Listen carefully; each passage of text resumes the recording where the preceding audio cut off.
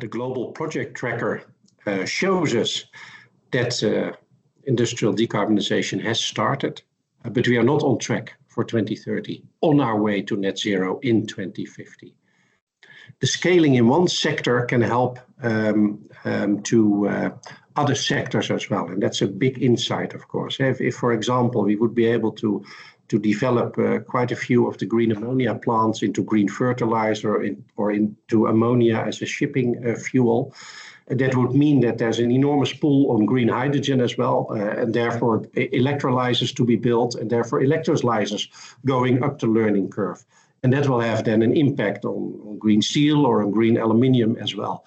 So all of that is extremely important, that if there are front runners, that they can help other sectors as well. And there's one other very important insight that is emerging. Yes, there is a green premium.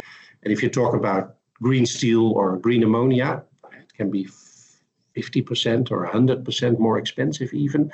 But if you then walk through the value chain from that green steel or green ammonia to the end product, let's say to a bottle of beer, green fertilizer, or to a car, green steel, green ammonia, then the price effect is much less. The green premium is much less. You talk about perhaps 400 or 500 euros on the cost of a car if you use green steel and green aluminium. And that is doable. That means that the car companies, the Volvos, the BMWs of this world, can start to address their Scope 3 emissions. They can start to create demand for green steel, which then helps the green steel projects and the financing of green steel projects. The same if beer companies are going to say, well, our malt has to come from from agriculture with green fertilizer based on green ammonia and hydrogen. Again, if we can start to develop that collaboration across the value chain, that could be of enormous help to get us further up the learning curve on its way to bringing the costs down.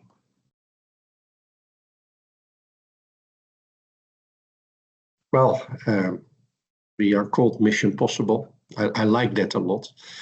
We are helping where we can. We are working with individual companies to address their barriers that they face on the basis of their experience, engage with local and national governments on the levers and the mix of levers that has to be put in place, feed into the financial sector in order, how can they make projects happen and contribute to that, and address this collaboration from the beginning of the value chain, from the green hydrogen to the beer, from the green steel to the car, and can we work together there in order to create the necessary demand and start getting up the curve and start scaling the solutions which we so badly need.